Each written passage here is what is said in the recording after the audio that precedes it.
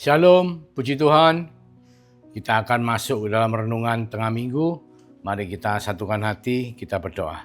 Terima kasih Tuhan Yesus, pada hari ini kami boleh bersama-sama mendengarkan apa yang menjadi isi hati-Mu. Tuhan, ajari kami, Roh Kudus, urapi kami, persiapkan kami menjadi lahan yang subur untuk menerima benih firman-Mu, supaya firman itu boleh tumbuh, bahkan menguasai kehidupan kami, sehingga kami bukan hanya mengerti, tapi kami menjadi pelaku-pelaku daripada firman itu. Terima kasih Roh Kudus, di dalam nama Yesus kami mengucap syukur, kami berdoa. Haleluya, amin. Ya, kita hari ini akan membahas mengenai kisah 12 tahun wanita yang mengalami pendarahan.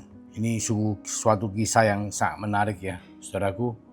Begitu luar biasanya ada seorang wanita ya yang bisa menderita pendarahan selama 12 tahun. Saya dulu pernah mendoakan seorang wanita juga. Dia mengalami pendarahan selama mungkin beberapa bulan ya, enggak sampai setahun. Tapi itu pun sudah sangat menyiksa, saudaraku. Ini pada zaman hari ini, bukan zaman di perjanjian lama ya. Sedangkan kisah wanita ini adalah kisah di perjanjian lama. Dampaknya itu sangat berbeda.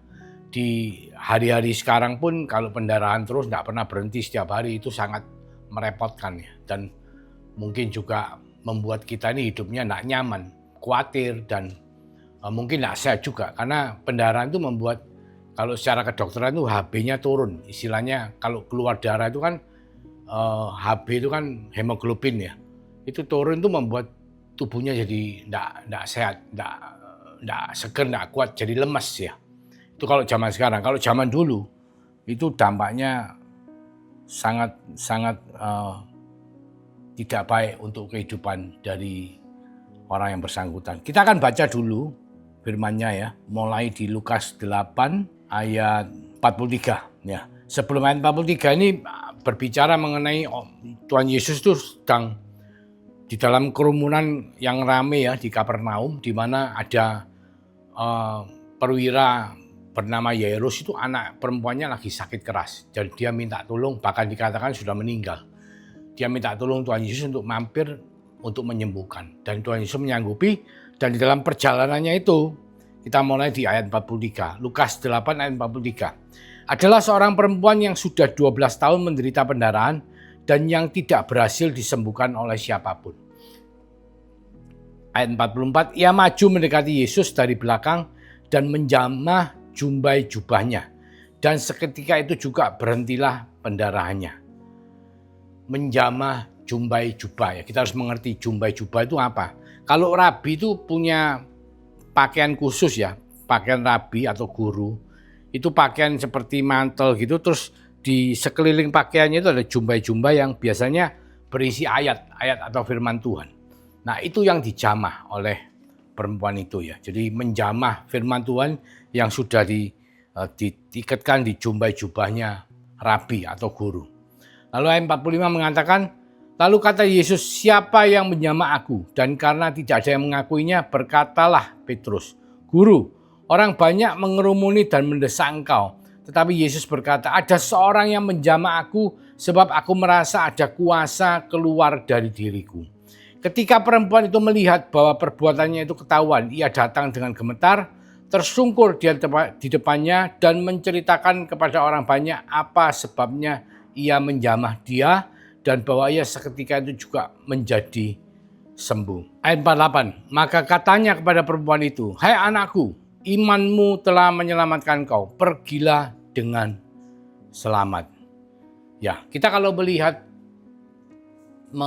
seluruh kronologi daripada cerita ya, kita lihat bahwa ada orang banyak berkerumun dan Tuhan Yesus di tengah-tengahnya orang yang berkerumun, tetapi wanita itu dengan bersusah payah dia mencoba untuk menjamah. Karena dia punya keyakinan, punya iman bahwa kalau dia menjamah dia pasti disembuhkan.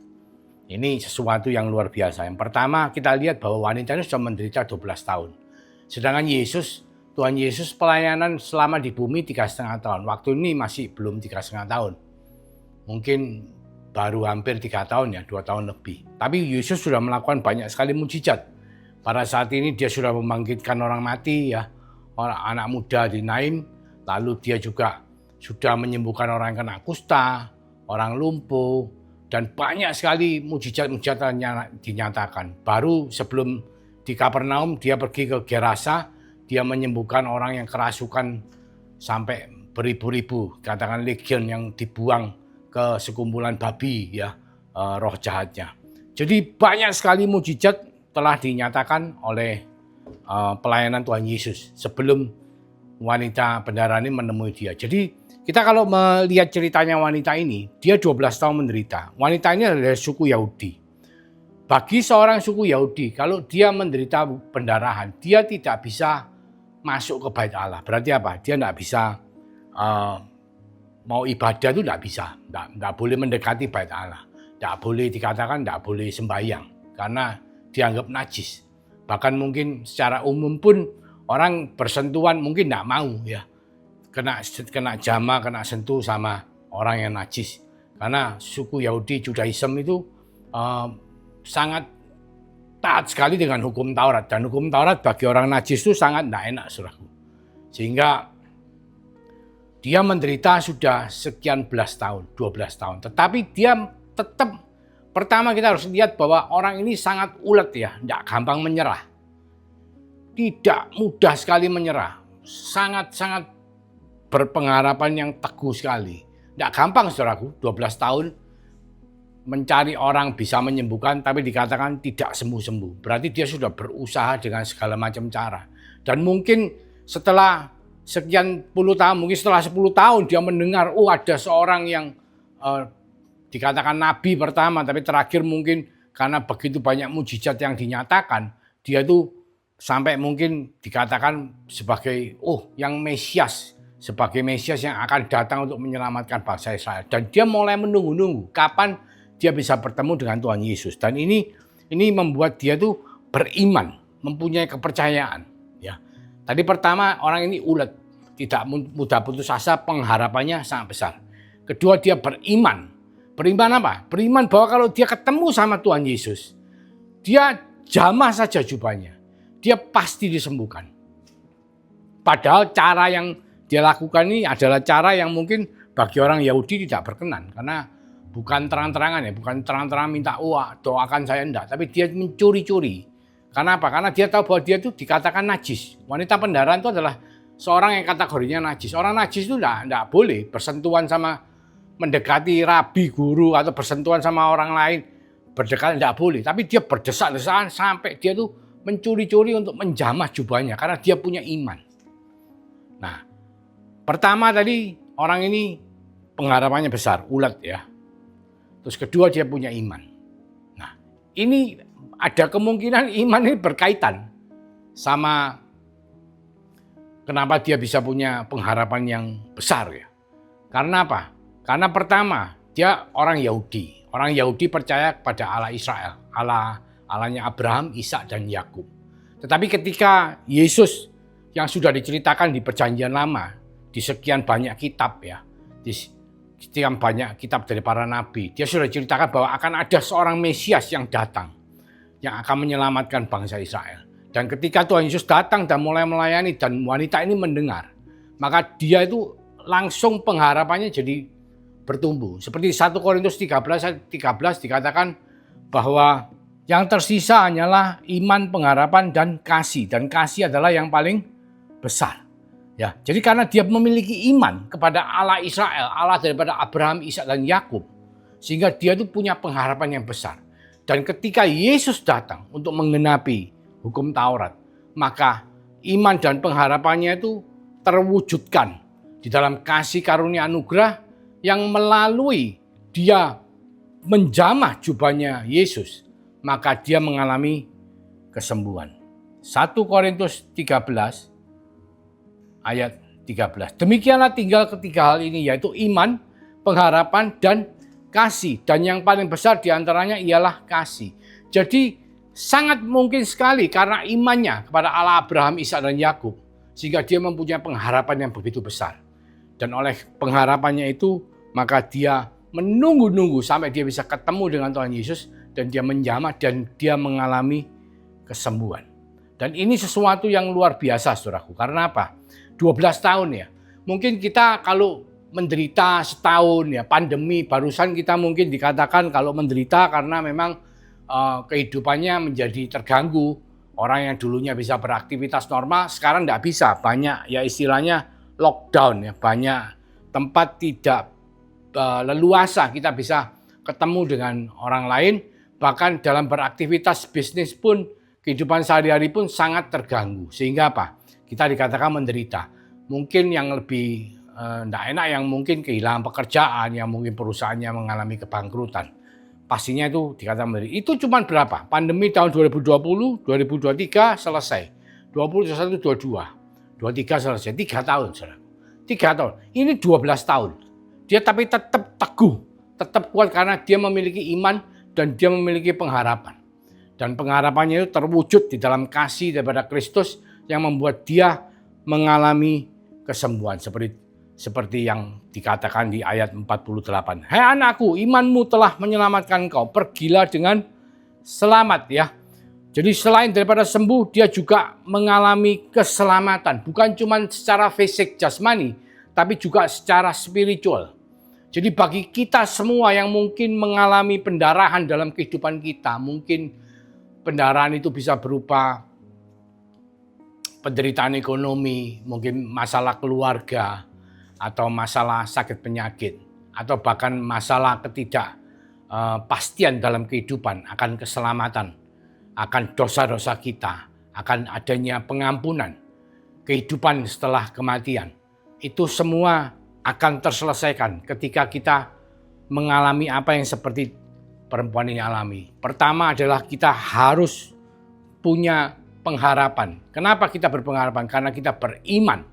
Kalau dulu sebelum Yesus Kristus mati di atas kayu salib, bangkit pada hari ketiga, maka iman kepada Allah, Abraham, Ishak dan Yakub. Tapi hari ini kita beriman kepada Yesus Kristus sebagai Tuhan dan Juru Selamat. Dan bagaimana kita bisa memiliki iman seperti wanita ini? Iman yang besar adalah dikatakan di Roma 10 ayat 17 bahwa iman itu timbul dari pendengaran akan firman Kristus. Ya. Kita harus teliti ya, dikatakan firman Kristus, Kristus yang diurapi. Jadi firman yang mengenai Tuhan Yesus Kristus.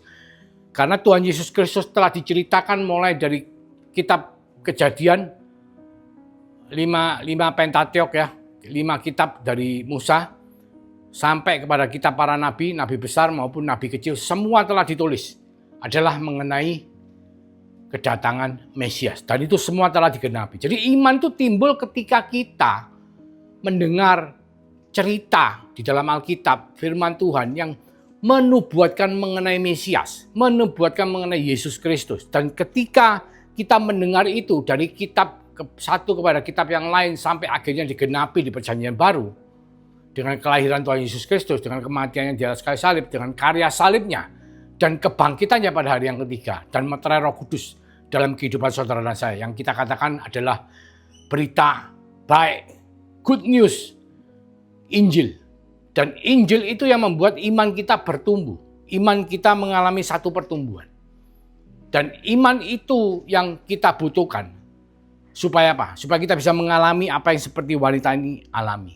Sama seperti dikatakan di perumpamaan iman sebesar biji sesawi. Jadi iman yang bukan hanya sekedar iman, seperti dikatakan di perumpamaan iman sebesar sebiji sesawi. Ya, kita lihat di Matius 17, Tuhan Yesus mengatakan, ia berkata kepada mereka, karena kamu kurang percaya. Sebab aku berkata kepadamu, sesungguhnya sekiranya kamu mempunyai iman sebesar biji sesawi saja, kamu dapat berkata kepada gunung ini, pindah dari tempat ini ke sana, maka gunung ini akan pindah dan tak akan ada yang mustahil bagimu. Ini di Matius 17 ayat 20. Di Lukas 17 ayat 6 dikatakan, jawab Tuhan, kalau kiranya kamu mempunyai iman sebesar biji sawi saja, kamu dapat berkata kepada pohon ara ini, terbantulah engkau dan tertanamlah di dalam laut dan ia akan taat kepadamu. Saudara tahu pohon ara ini punya akar yang pohon yang usianya ratusan tahun, bahkan dikatakan ada yang ribuan tahun. Akarnya itu sangat dalam sekali dan sangat kuat sekali. Jadi saudara bisa bayangkan, hanya dengan mengatakan, terbantunlah, jadi terjabutlah dan pindahlah ke laut, maka dia akan tertanam ke laut. Itu sesuatu yang luar biasa. Termasuk gunung disuruh pindah ke laut. Jadi iman sebesar biji sawi, bukan kita lihat besar kecilnya iman. Karena biji sawi itu sangat kecil. Tapi yang kita lihat adalah iman ini adalah iman yang progresif, iman yang bertumbuh. Saudara tahu biji ini kalau untuk bisa tumbuh menjadi pohon besar, dikatakan biji sawi ini kecil sekali ya, mungkin di bawahnya 1 jentik ini ya, mungkin lebih kecil dari kuaci mungkin ya. Itu kalau terus dilempar ke tanah, dia akan pecah, mengalami kematian. Bentuk aslinya itu pecah dan dia akan mulai masuk ke dalam tanah, merambat. Jadi mengalami kematian, katakan biji ini mengalami kematian, pecah, tapi berubah bentuk, masuk ke dalam dan pelan-pelan keluarlah pohon, sampai pohon jadi besar, bisa menjadi sarangnya banyak burung. Ya, biji sawi kecil bisa menjadi besar. Jadi iman kita, seperti iman wanita yang dikatakan 12 tahun pendarahan itu adalah seharusnya iman yang seperti biji sawi, iman yang progresif, saudaraku.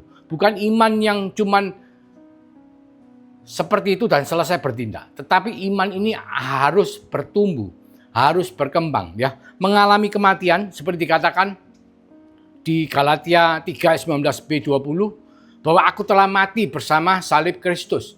Jadi ketika kita dibaptis, gambarannya adalah kita dicelupkan dan dibangkitkan kembali. Adalah manusia lama kita mengalami kematian, tetapi yang baru ini lahir ya. Jadi manusia lama kita mati bersama salib Kristus, bersama karya salib Kristus. Tetapi yang baru ini adalah karena iman kepada anak Allah yang hidup di dalam kita, bersama-sama dengan kita melalui meterai Roh Kudus. Jadi kuncinya adalah bahwa kita harus mengalami kelahiran baru.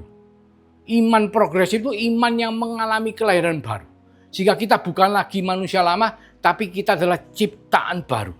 Seperti biji sawi di mana kuasa daripada Roh Kudus yang telah dimeteraikan untuk menyertai hidup saudara dan saya. Karena iman itu diberikan oleh Tuhan. Bukan karena kita bisa beriman, enggak. Tanpa Roh Kudus memberikan iman itu kepada kita, saudara dan saya, kita tidak mungkin bisa beriman kepada Dia. Tapi setelah iman itu diberikan kepada kita dan Roh Kudus dimeteraikan dalam hidup kita, maka kita harus mengalami seperti yang dialami wanita pendarahan itu. Dia harus punya satu pengharapan yang besar. Ya, dia harus punya satu tekad yang tidak gampang menyerah. Bahkan di dalam kerumunan orang banyak itu dia berusaha bagaimana caranya meskipun statusnya dia najis, meskipun saudara dan saya dipenuhi oleh dosa, tapi kita harus tetap bertekad dengan penuh keberanian untuk menghampiri tahta kasih karunia Tuhan, untuk menerima kasih karunia dan pengampunan Dia. Menjamah Tuhan, mengalami perjumpaan dengan Tuhan. Berusaha dengan segala macam cara, upaya, waktu, ya sampai sekian lama dia menunggu. Akhirnya terjadilah perjumpaan itu dan terjadilah apa yang dikatakan dia menjamah jubah daripada Tuhan Yesus. Jadi iman progresif seperti biji sawi, dia bisa mati ya atas hidup yang lama, menjadi manusia ciptaan baru yang berserah penuh kepada Tuhan, bergaul, selalu mencari wajah Tuhan, berusaha dengan segenap kekuatannya untuk mencari wajah Tuhan, bergaul, bahkan menjamah, jubah. Istilahnya apa? Ketemu, mengalami perjumpaan. Sampai Tuhan itu kroso bahwa perempuan itu menjamah. Tuhan merasakan ada kuasa yang mengalir keluar melalui jubahnya. Karena apa? Karena iman yang progresif itu. Karena iman yang penuh dengan pengharapan. Saudara, seperti yang Mazmur Daud katakan, bagaikan rusa yang haus akan aliran air, aliran sungai. Saudara bisa bayangkan, rusa di padang gurun itu suhunya kira-kira 50-51 derajat menjelang sore hari, menjelang malam ya. Rusa itu selalu menunggu. Karena apa? Tidak semua di padang gurun itu ada air. Hanya 1-2 tempat itu ada air. Dan ketika siang hari banyak sekali binatang buas yang turun untuk minum air di situ. Jadi rusa itu tidak berani untuk menghampiri kolam tempat air minum. Tapi dia sangat haus. Jadi dia terengah-engah sampai akhirnya menjelang gelap, itu dia melihat tidak ada binatang buas, dia langsung lari menuju ke air itu dan minum air dengan puasnya. Demikianlah hati perempuan pendarahan itu dan hati saudara dan saya yang memiliki iman progresif, yang mengharapkan kita bisa menghampiri Tuhan, mengharapkan kita bisa menjumpai, menjamah Tuhan. Supaya apa? Supaya kita beroleh bukan hanya kesembuhan, tapi dikatakan keselamatan dan hidup yang kekal bersama-sama dengan Dia. Mungkin saudara sekarang sedang mengalami pendarahan. Saya tidak tahu berapa lama. Ayub 18 tahun dia menderita. Dia menderita 18 tahun, anaknya meninggal semua, istrinya meninggalkan dia, hartanya habis. Dan dia menderita dengan sakit penyakit di tubuhnya. 18 tahun sampai akhirnya Tuhan memulihkan dia. Saya tidak tahu berapa lama saudara sudah masuk ke dalam fase seperti wanita yang 12 tahun pendarahan. Tapi saya tahu cuma satu. Ketika kita tetap berpengharapan teguh dengan iman yang progresif seperti biji sesawi, ya, tentunya dengan kejujuran. Kejujuran ini penting sekali, saudara. Karena apa? Banyak dari kita itu tidak jujur sama diri kita sendiri. Kita tahu betapa banyak Tuhan telah menolong kehidupan kita. Kita tahu betapa banyak mujizat yang telah kita terima dalam kehidupan kita. Tapi seringkali kita tidak mengakui bahwa itu adalah dari Tuhan. Tetapi ketika Tuhan tanya kepada orang-orang, siapa yang menjamah jubahku? Karena aku merasakan aliran kuasa yang keluar dari jubahku. Wanita itu dengan takut, ya karena dia takut, karena dia tahu dia najis. Dia najis, dia tidak layak untuk menjamah jubahnya, tidak ngomong, tidak minta. Tetapi karena imannya dia, karena seperti rusa yang begitu haus untuk menemukan aliran sungai, untuk bisa menjumpai, menjamah Tuhan Yesus. Maka ketika dia menjamah jubahnya, maka dia langsung mendapatkan kesembuhan secara fisik. Bahkan Tuhan mengatakan, engkau telah diselamatkan oleh karena imanmu. Demikian pula saudara dan saya. Kita harus mau mengakui, dan wanita itu mengaku kepada Tuhan. Ya Tuhan, aku yang menjamah jubahmu. Ayat 47 mengatakan, Lukas 8 ayat 47, ketika perempuan itu melihat bahwa perbuatannya itu ketahuan, ia datang dengan gemetar, tersungkur di depannya dan menceritakan kepada orang banyak apa sebabnya ia menjamah dia. Dan bahwa ia seketika itu juga menjadi sembuh. Dia mau mengaku. Maukah saudara mengaku bahwa begitu banyak mujizat yang telah kita terima oleh karena Tuhan, bukan karena kemampuan kita. Karena kalau kita mau mengaku dan kita memiliki iman yang progresif, maka tidak ada yang mustahil bagi kita semua yang percaya, kata Tuhan. Mujizat Tuhan tetap sama dari dulu sampai sekarang. Mari kita berdoa.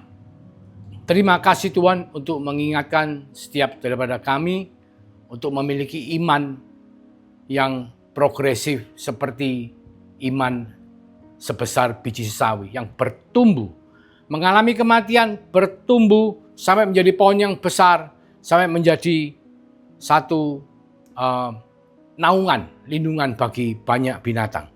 Bahkan dikatakan wanita itu mau dan berani untuk bertindak dengan imannya itu, menjamah, dan dia juga berani untuk mengaku bahwa dialah yang menerima kasih karunia anugerah Tuhan. Demikianlah setiap daripada kita. Ajari kami untuk memiliki iman yang progresif seperti imannya sebesar biji sawi, sehingga kami boleh berpengharapan yang kuat dan teguh di dalam Engkau, sehingga kami berani untuk bertindak, untuk berusaha seperti seekor rusa yang haus dan rindu akan aliran sungaimu, menunggu sampai saatnya yang tepat dan dia dengan terengah-engah dia berlari-lari untuk minum. Demikianlah setiap daripada kami, Kau beri satu kerinduan untuk kami bisa menjamah Engkau dalam kehidupan kami, sehingga kami boleh beroleh kesembuhan. Karena tidak ada yang mustahil bagi orang yang percaya. Kiranya berkat daripada Allah Bapa melalui kasih karunia daripada Tuhan Yesus Kristus yang telah Engkau meteraikan dengan Roh Kudus yang menyertai Immanuel, memberkati, melindungi. Mulai dari hari ini sampai Engkau datang kedua kalinya, bahkan sampai Maranatha. Di dalam nama Tuhan Yesus Kristus kami mengucap syukur, kami berdoa. Haleluya. Amin. Tuhan Yesus memberkati.